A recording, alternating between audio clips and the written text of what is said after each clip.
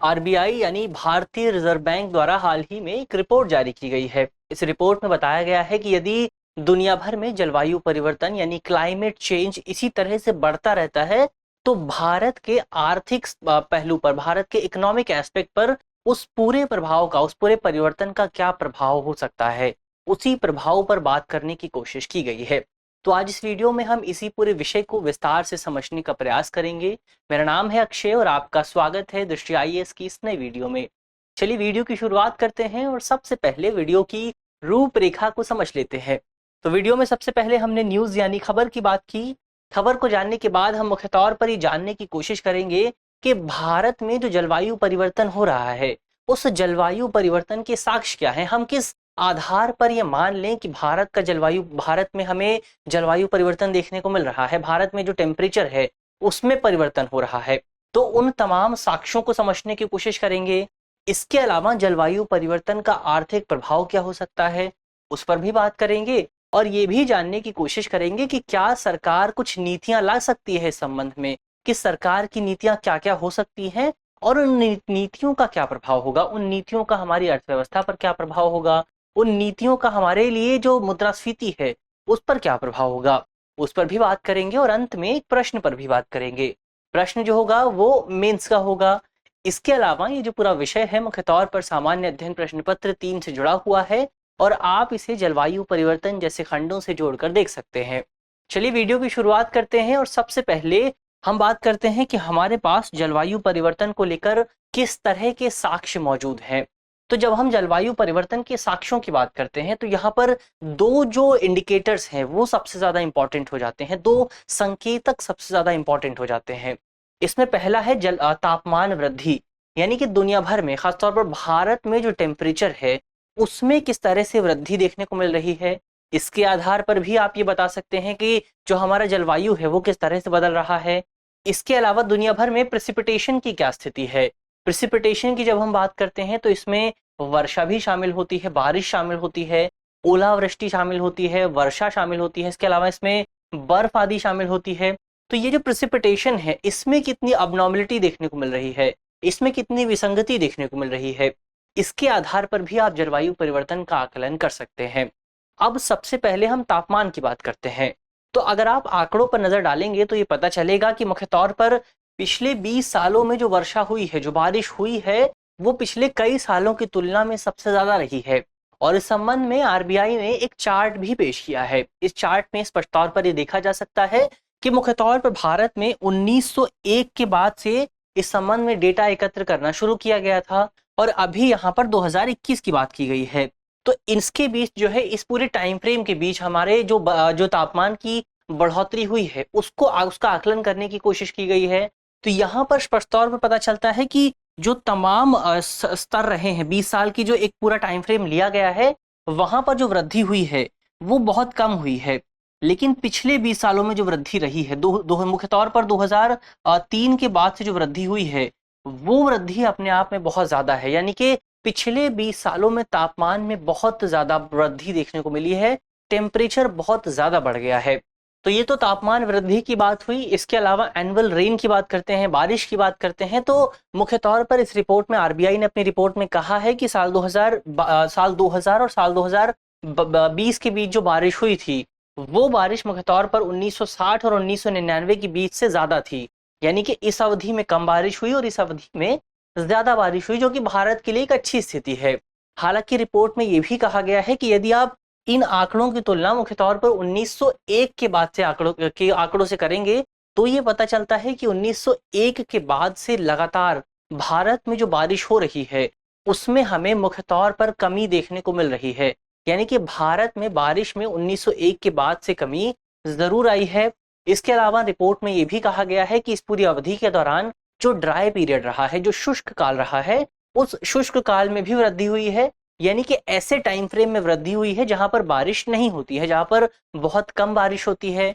इसके अलावा रिपोर्ट ये भी बताती है कि दुनिया भर में खासतौर पर भारत में जो मुख्य तौर पर बारिश की इंटेंसिटी है, जो तीव्रता है, उस तीव्रता में भी बढ़ोतरी देखने को मिली है। इसके अलावा यदि नेचुरल क्लामिटी की बात करें तो रिपोर्ट में मुख्य तौर पर यह कहा गया है कि यदि आप 1975 के बाद से भारत में जो तमाम प्राकृतिक आपदाएं आई हैं, उनके आंकड़ों की तुलना करेंगे, उनके आंकड़ों का विश्लेषण करेंगे, तो ये पता चलता है कि भारतीय जो क्षेत्र है वो सूखे और शीत लहर की तुलना में बाढ़ और तूफान से ज्यादा प्रभावित होता है।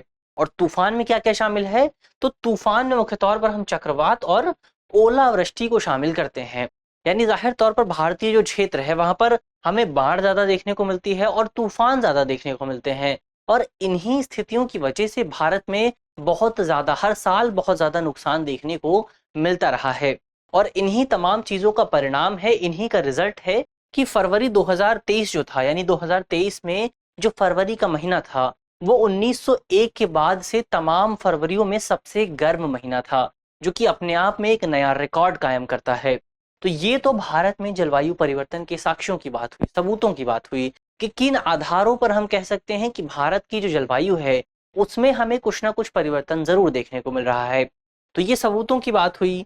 अब आगे बढ़ते हैं और मुख्य तौर पर जलवायु परिवर्तन का आर्थिक प्रभाव क्या होगा, इकोनॉमिक इम्पैक्ट क्या होगा, उस इम्पैक्ट को जानने की कोशिश करते हैं। तो हम जानते हैं कि किसी भी अर्थव्यवस्था के मुख्य तौर पर दो पहलू होते हैं। सबसे पहला है मांग पक्ष और दूसरा है आपूर्ति पक्ष। और आरबीआई ने अपनी रिपोर्ट में स्पष्ट तौर पर कहा है कि भारत में जलवायु परिवर्तन की वजह से न केवल आपूर्ति पक्ष पर प्रभाव पड़ेगा बल्कि इसकी वजह से हमें मांग पक्ष पर भी प्रभाव देखने को मिल सकता है। कैसे मिल सकता है उस पर बात करें तो आरबीआई ने कई रिपोर्टों का संदर्भ दिया है, कई रिपोर्टों का कॉन्टेक्स्ट पेश किया है।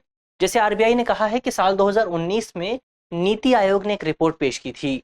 इस रिपोर्ट में मुख्य तौर पर ये बताया गया था कि भारत में तकरीबन 600 मिलियन लोग ऐसे हैं, 600 मिलियन आबादी ऐसी है जो कि गंभीर रूप से जल संकट का सामना कर रही है, जिसके पास स्वच्छ जल मौजूद नहीं है। रिपोर्ट में यह भी कहा गया था कि इसमें से मुख्य तौर पर 8 मिलियन बच्चे हैं, शहरी क्षेत्रों के 8 मिलियन बच्चे हैं जो कि मुख्य तौर पर खराब जल आपूर्ति के कारण जोखिम में मौजूद हैं। तो ऐसे में आरबीआई ने अपनी रिपोर्ट में कहा था कि ये जो तमाम लोग हैं ये भारत में ह्यूमन रिसोर्स हैं, ये हमारे मानव संसाधन हैं, और यदि इनके पास बेहतर जल की सुविधा मौजूद नहीं होगी तो इसकी वजह से हमारे देश का जो भविष्य है वो फ्यूचर प्रभावित होता है। क्योंकि जब ये लोग काम नहीं कर पाएंगे, इसकी वजह से इनकी जो उत्पादकता है, जो प्रोडक्टिविटी है वो कम होगी। और जब इतनी बड़ी मात्रा में प्रोडक्टिविटी कम होती है तो इसकी वजह से देश के जो इकोनॉमिक फ्रेमवर्क है उस पर भी प्रभाव देखने को मिलता है। तो ये तो पहले इम्पैक्ट की बात हुई। इसके अलावा साल 2020 में विश्व बैंक ने एक रिपोर्ट जारी की थी। इस रिपोर्ट में कहा गया था कि दुनिया भर में जो लगातार गर्मी बढ़ रही है उस गर्मी बढ़ने की वजह से हमें प्रोडक्टिविटी में कमी देखने को मिलेगी, उत्पादकता कम होगी, और उत्पादकता के कम होने की वजह से दुनिया भर में तकरीबन 80 मिलियन लोगों को अपना रोजगार गंवाना पड़ेगा। और आरबीआई ने इस रिपोर्ट में कहा है कि इसमें इन 80 मिलियन लोगों में से तकरीबन 34 मिलियन लोग तो केवल भारत से होने वाले हैं। यानी गर्मी बढ़ने की वजह से तकरीबन 34 मिलियन भारतीय लोगों को अपना रोजगार गंवाना पड़ेगा। तो ये भी भारत के लिए बहुत गंभीर बात है। इसके अलावा आईपीसीसी यानी कि inter governmental panel on climate change का जो वर्किंग ग्रुप है उसने साल 2022 में एक रिपोर्ट जारी की थी। इस रिपोर्ट में यह कहा गया था कि जिस तरह से भारत के आसपास जो समुद्र मौजूद है, जो सी मौजूद है, उसका तापमान जो लगातार बढ़ रहा है, वो तापमान बढ़ने की वजह से वहां पर सी लेवल में भी बढ़ोतरी देखने को मिल रही है, समुद्र के स्तर में भी बढ़ोतरी देखने को मिल रही है। और भारत कुछ उन चुनिंदा देशों में से एक है जो इसकी वजह से, जो समुद्र स्तर के बढ़ने की वजह से बहुत गंभीर रूप से प्रभावित हो सकते हैं। तो इस रिपोर्ट में आईपीसीसी ने अपनी रिपोर्ट में ये बताया था कि मुख्य तौर पर इस सदी के मध्य तक यानी 2050 के मध्य तक 35 मिलियन लोग वार्षिक तटीय बाढ़ से प्रभावित होंगे। यानी कि 35 मिलियन लोग ऐसे होंगे जो कि हर साल फ्लड से प्रभावित होंगे, मुख्य तौर पर भारत के कोस्टल रीजन में। और रिपोर्ट में यह भी कहा गया था कि इस पूरी सदी के अंत तक ये जो 35 मिलियन का आंकड़ा है ये 45 से 50 मिलियन तक पहुंच सकता है। तो ये तो आर्थिक प्रभावों की बात हुई कि इकोनॉमी पर क्या प्रभाव पड़ेगा। तो जाहिर तौर पर इकोनॉमी पर जो प्रभाव है वो मांग पक्ष पर भी पड़ रहा है और आपूर्ति पक्ष पर भी पड़ रहा है। इसकी वजह से मुख्य तौर पर हमारा जो ह्यूमन रिसोर्स है वो बहुत ज्यादा प्रभावित हो सकता है। तो ये प्रभावों की बात हुई। अब आगे बढ़ते हैं और यहाँ पर जानने की कोशिश करते हैं कि क्या जो नीतिगत उपाय है वो इस स्थिति से निपटने में हमारी मदद कर सकते हैं। तो इस संबंध में मुख्य तौर पर एक ऑर्गेनाइजेशन है, एक इंटरनेशनल ऑर्गेनाइजेशन है जिसका नाम है network of central bank and supervisor for grinning the financial system. अब ये जो पूरा इंटरनेशनल ऑर्गेनाइजेशन है इसे साल 2017 में बनाया गया था। इस पूरे ऑर्गेनाइजेशन का प्राथमिक उद्देश्य यही है कि ये जो ऑर्गेनाइजेशन है ये दुनिया भर के केंद्रीय बैंकों जैसे भारत का आरबीआई हो गया, इन तमाम बैंकों का एक नेटवर्क स्थापित करता है।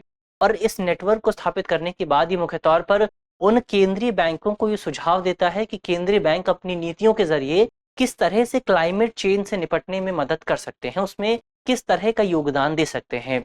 अब इसी पूरे अंतर्राष्ट्रीय संगठन ने सरकारों, दुनिया भर की जो सरकारें हैं और केंद्रीय बैंक हैं, उनके लिए एक नीतिगत फ्रेमवर्क तैयार किया है, एक पॉलिसी फ्रेमवर्क तैयार किया है, जिस फ्रेमवर्क के जरिए, जिस फ्रेमवर्क में मुख्य तौर पर 6 अलग अलग पॉलिसी स्टैंसों का जिक्र किया गया है, नीतिगत रुखों का जिक्र किया गया है, जिन रुखों के आधार पर, जिन नीतियों का उपयोग करते हुए दुनिया भर की सरकारें ये जो जलवायु परिवर्तन है उससे निपटने में मदद मिल सकती है।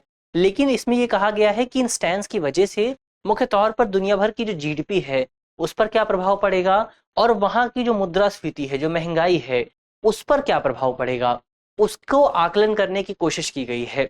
अब क्या बताती है रिपोर्ट, इसमें किस आधार पर बात की गई है? तो सबसे पहले वो 6 पॉलिसी स्टैंस क्या हैं उनकी बात कर लेते हैं। तो इसमें पहले नंबर पर आता है बिलो 2 डिग्री सेल्सियस, यानी कि अगर दुनिया भर की सरकारें, दुनिया भर में हम तापमान को इस सदी के अंत तक 2 डिग्री सेल्सियस तक सीमित करने में सक्षम रहते हैं तो वो पहला स्टांस होगा। और इस पूरी स्थिति को प्राप्त करने के लिए हमारे लिए जरूरी है कि हम अभी से प्रयास चालू करें, यानी कि इस पूरी पॉलिसी के तहत ये माना जाता है कि दुनिया भर की सरकारें अभी से इस संबंध में यथासंभव प्रयास करना शुरू करेंगी। इसके बाद आता है दूसरा स्टांस करंट पॉलिसीज का, जिसमें ये माना गया है कि दुनिया भर की सरकारें कुछ नहीं करेंगी और जो नीतियां चली आ रही हैं उन्हीं को ही अपनाते हुए सरकारें आगे बढ़ेंगी। ये दूसरा स्टांस हुआ। तीसरा है डिलेड ट्रांजिशन।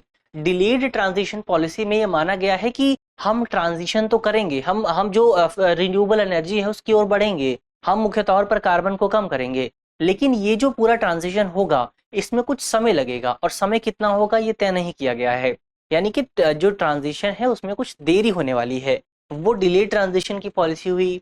इसके अलावा डाइवर्जेंट नेट जीरो, इस पॉलिसी में मुख्य तौर पर यह माना गया है कि हम मुख्य तौर पर नेट जीरो का टारगेट तो प्राप्त करेंगे, लेकिन उस टारगेट में कुछ देरी जरूर हो सकती है। इसके अलावा पांचवा जो स्टांस है वो नेशनली डिटरमाइंड कॉन्ट्रीब्यूशंस का है, एनडीसीज का है। इसका जिक्र हमें पेरिस समझौते में मिलता है। तो जो नेशनली डिटरमाइंड पॉलिसीज हैं इसमें कहा गया है जो कंट्रीब्यूशन है कि दुनिया भर की जो सरकारें हैं उन्होंने जो एनडीसीज तय किया है वो सभी एनडीसीज को प्राप्त करने में सफल रहती है, ये भी एक स्टांस हो सकता है। इसके अलावा एक स्टांस है नेट जीरो 2050 का, यानी दुनिया भर में हम मुख्य तौर पर 2050 तक जो नेट जीरो का लक्ष्य है उस लक्ष्य को प्राप्त कर लेते हैं। तो ये तमाम जो 6 पॉलिसीज हैं उन पॉलिसीज की हमने बात की। अब यहाँ पर बात करते हैं कि उन पॉलिसीज की वजह से दुनिया भर में जो महंगाई है और जो जीडीपी दर है उस पर क्या प्रभाव पड़ेगा। तो यहाँ पर ये चार्ट है जो बताता है कि मुख्य तौर पर अगर हम इनमें से कोई भी स्टांस अपनाते हैं, कोई भी नीति अपनाते हैं, तो उसकी वजह से लाजमी है कि दुनिया भर की जो जीडीपी है उस जीडीपी पर प्रभाव पड़ेगा और वो जीडीपी और ज्यादा नीचे आ जाएगी। लेकिन यहाँ सवाल ये उठता है कि कौन सी पॉलिसी की वजह से जीडीपी कितनी ज्यादा नीचे आती है।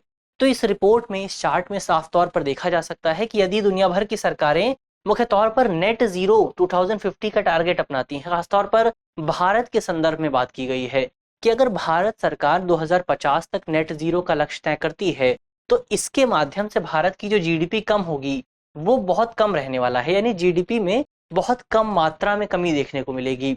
वहीं दूसरी तरफ अगर भारत की सरकार मुख्य तौर पर करंट पॉलिसीज के साथ चलती है, वर्तमान नीतियों के साथ आगे बढ़ती है, तो इसकी वजह से आगे चलकर साल 2049 तक भारत की जो जीडीपी है उसमें 10% तक की कमी देखने को मिल सकती है।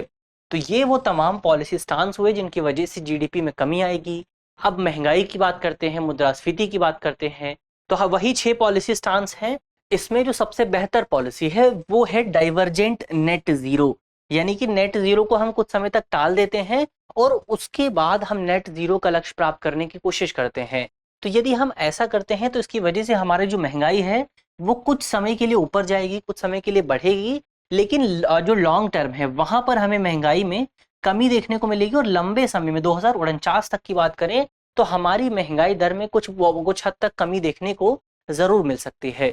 तो यहाँ पर जो डाइवर्जेंट नेट जीरो की पॉलिसी है वो काम आएगी और जीडीपी दर में जो कमी है उसको रोकने के लिए 2050 तक का नेट जीरो जो लक्ष्य है वो काम आने वाला है। तो ये तो पॉलिसी स्टांस की बात हुई कि सरकार किस तरह की नीति अपना सकती है और उस नीति की वजह से हमारी देश की अर्थव्यवस्था पर क्या प्रभाव देखने को मिलेगा। तो ये तो इस पूरे विषय की बात हुई। अब अंत में एक सवाल की भी बात कर लेते हैं। सवाल जो है वो मेंस का है और आप 250 शब्दों में इसे लिखने की कोशिश कर सकते हैं। आज का हमारा सवाल है कि जलवायु परिवर्तन के आर्थिक प्रभावों की चर्चा कीजिए और ये भी स्पष्ट कीजिए कि क्या नीतिगत उपाय इन प्रभावों को कम कर सकते हैं। तो आप इस सवाल का जवाब 250 शब्दों में लिख सकते हैं। इसके अलावा आप कमेंट बॉक्स में बताना बिल्कुल न भूलें कि आईपीसीसी की फुल फॉर्म क्या है। मुझे उम्मीद है कि इस वीडियो में जिन बिंदुओं की बात की गई है वो आपको समझ में आएंगे और यदि आप इस वीडियो की पीडीएफ चाहते हैं तो इसकी पीडीएफ आपको हमारे टेलीग्राम ग्रुप पर मिल जाएगी और टेलीग्राम ग्रुप का जो लिंक है वो वीडियो के डिस्क्रिप्शन में होगा। तो ग्रुप से जुड़ना बिल्कुल न भूलें। मिलते हैं आपसे अगली वीडियो में, तब तक के लिए धन्यवाद।